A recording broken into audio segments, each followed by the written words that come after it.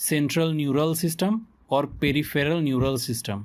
दोस्तों central neural system भी दो टाइप के होते हैं, एक ब्रेन होता है और एक स्पाइनल कॉर्ड होता है। और पेरिफेरल न्यूरल सिस्टम भी दो टाइप के होते हैं, सोमैटिक न्यूरल सिस्टम होता है और ऑटोनॉमिक न्यूरल सिस्टम होता है। दोस्तों आज के इस वीडियो में हम बात करने वाले हैं ब्रेन के बारे में। आज के पूरे वीडियो में हम पूरे डीपली ब्रेन के बारे में बताएंगे। बाकी का जो हमारा नेक्स्ट वीडियो आएगा उसमें स्पाइनल कॉर्ड और बाकी के जो भी टॉपिक बचे हैं उसके हम बारे में बताएंगे। ब्रेन मतलब मस्तिष्क जंतुओं के सेंट्रल न्यूरल सिस्टम का कंट्रोल सिस्टम है। हमारे शरीर में जितने भी डिफरेंट ऑर्गन होते हैं जैसे कि लंग्स, हार्ट, किडनी, इन सभी को हमारे ब्रेन के द्वारा कंट्रोल तथा कमांड किया जाता है। साथ ही साथ शरीर के बैलेंस, शरीर का टेम्परेचर, भूख और प्यास तथा बहुत सारे इंडोक्राइन ग्लैंड्स को हमारा ब्रेन कंट्रोल करता है। इसलिए ब्रेन को शरीर का सीपीयू भी कहा जाता है। दोस्तों इसका जो मुख्य काम होता है वो ज्ञान, बुद्धि, तर्क शक्ति, स्मरण शक्ति, विचार निर्णय आदि को कंट्रोल करना होता है। हमारा ब्रेन सिर में स्थित क्रेनियम द्वारा सुरक्षित रहता है और जो इसका वेट होता है वो करीब करीब 1.2 से लेकर 1.4 केजी तक होता है। यह मुख्य सेंस ऑर्गन्स जैसे कि आँख, कान, नाक, जीभ, त्वचा से जुड़ा रहता है और सभी ऑर्गन से इलेक्ट्रिक जो इम्पल्स होता है यहीं पर आता है, जिसको समझना तथा रिस्पॉन्ड करना मस्तिष्क मतलब ब्रेन का काम होता है। दोस्तों ब्रेन सभी ऋणधारी प्राणियों में पाया जाता है। हमारा ब्रेन एक विशेष प्रकार के सेल से मिलकर बना होता है जिन्हें न्यूरॉन कहते हैं। न्यूरॉन हमारे ब्रेन की संरचनात्मक तथा क्रियात्मक इकाई होती है। दोस्तों न्यूरॉन की जो टोटल संख्या होती है वो करीब करीब 1 खरब से भी अधिक होती है। ब्रेन के मेनली 3 पार्ट होते हैं।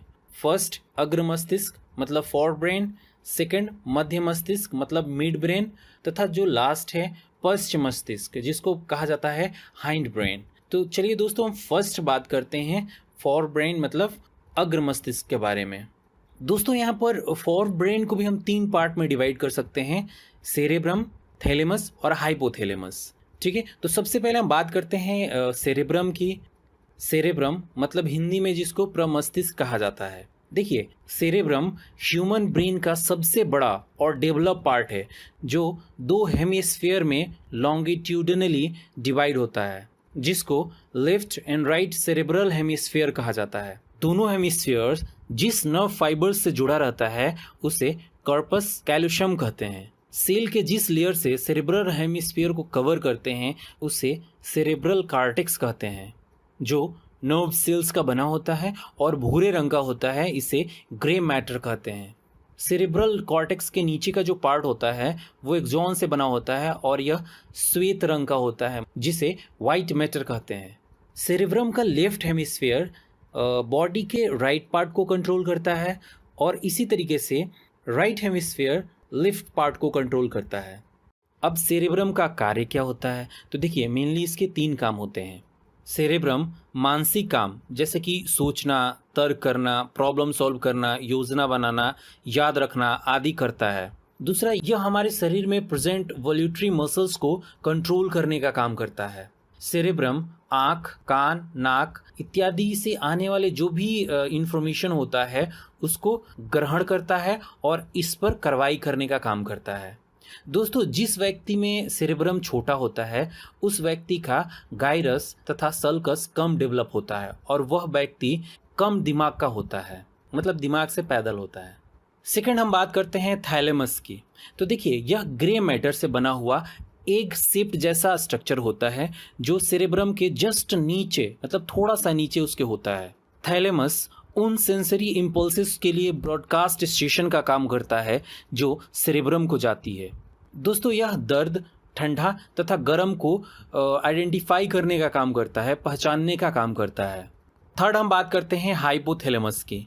तो देखिए यह ब्रेन का वह पार्ट है जो थैलेमस के नीचे होता है, मतलब थैलेमस के भी ये नीचे होता है हाइपोथैलेमस। अब क्वेश्चन उठता है कि हाइपोथैलेमस का क्या काम होता है। तो देखिए हाइपोथैलेमस का काम जो होता है, जब भी आपको भूख लगता है, प्यास लगता है, आपको गुस्सा आता है, क्रोध आता है या फिर घृणा आता है, किसी पे प्यार आता है, जब आप इमोशन हो जाते हैं, तो इन सभी को कंट्रोल करने का काम किसका होता है, हाइपोथैलेमस का होता है। यह शरीर के टेम्परेचर और शरीर में पानी की मात्रा को भी कंट्रोल करने का काम करता है। दोस्तों इसके नीचे पिट्यूटरी ग्लैंड स्थित होता है। हाइपोथैलेमस एंडोक्राइन ग्लैंड से निकलने वाले हार्मोन्स को कंट्रोल करता है। तो चलिए अब हम बात करते हैं मिड ब्रेन के बारे में। दोस्तों मिड ब्रेन जो होता है ना, फोर ब्रेन और हाइंड ब्रेन के बीच में एक छोटा सा पार्ट होता है जिसे मिसेंस कहा जाता है। मिड ब्रेन मेनली 4 बॉडी से मिलकर बना होता है। इन बॉडी को कार्पोरा क्वाड्रिजेमिन कहते हैं। ऊपर के 2 बॉडी टेक्टम और नीचे के बॉडी टेगमेंटम कहलाते हैं। दोस्तों टेक्टम देखने के लिए रिस्पॉन्सिबल होता है तथा टेगमेंटम सुनने के लिए रिस्पॉन्सिबल होता है। तो चलिए अब हम थर्ड बात करते हैं हाइंड ब्रेन के बारे में। तो देखिए दोस्तों, हाइंड ब्रेन जो होता है ना, वो हमारे ब्रेन का सबसे पीछे का भाग होता है जो सेरेबेलम, पॉन्स और मेडुला ऑब्लांगेटा से मिलकर बना होता है। देखिए यहाँ पे सबसे पहले हम बात कर लेते हैं सेरेबेलम के बारे में। तो देखिए यह मस्तिष्क का दूसरा सबसे बड़ा भाग होता है। अगर सेरेबेलम को बेस माने तो सेरेबेलम से यह नीचे की तरफ होता है। इसमें अनेक खांचे बने होते हैं। इसका कार्टेक्स भी ग्रे मैटर का बना होता है। सेरेबेलम शरीर का संतुलन बनाए रखना और पेशीय क्रियाओं में समन्वय बनाए रखने का काम करता है। सेकेंड हम बात करते हैं पॉन्स की। तो देखिए पॉन्स को मेटेनसेफेलॉन भी कहा जाता है। पॉन्स श्वास को विनिमय करता है। पॉन्स हमारे रेस्पिरेशन के लिए रिस्पॉन्सिबल होता है। पॉन्स में श्वसन केंद्र नामक एक संरचना होती है जो श्वसन के दौरान हवा की जो मात्रा होती है तथा श्वसन दर को कंट्रोल करने का काम करती है। थर्ड हम समझते हैं मेडुला ऑब्लांगेटा को। यह हमारे ब्रेन का लास्ट पार्ट होता है जो हमारे स्पाइनल कॉर्ड से जुड़ा होता है। मेडुला ऑब्लांगेटा का जो मुख्य काम होता है वो लार आना, उल्टी आना, हार्ट बीट, आहार नाल तथा अनेक अनैच्छिक जो कार्य होते हैं उनको कंट्रोल करना होता है। यह सांस लेने, खांसने, निगलने आदि का केंद्र होता है जिसको माइलेंसेफेलॉन भी कहा जाता है। दोस्तों हमारा brain stem mid brain, pons और मेडुला ऑब्लांगेटा से मिलकर बना होता है। तो चलिए अब हम बात कर लेते हैं ब्रेन के जो मुख्य कार्य होते हैं वो क्या क्या होते हैं। देखिए ब्रेन शरीर के temperature, blood pressure, pulse rate, heart rate और सांस लेने की जो क्रिया होती है ना, उसको सामान्य रखने की कोशिश करता है। वह शरीर के जितने भी अंग होते हैं उसको कंट्रोल करता है। ब्रेन अलग अलग सेंस ऑर्गन की मदद से देखकर, छूकर और चखकर हमें अपने आसपास होने वाले जितने भी क्रियाएं होती हैं उनको बताता है और समझाता है।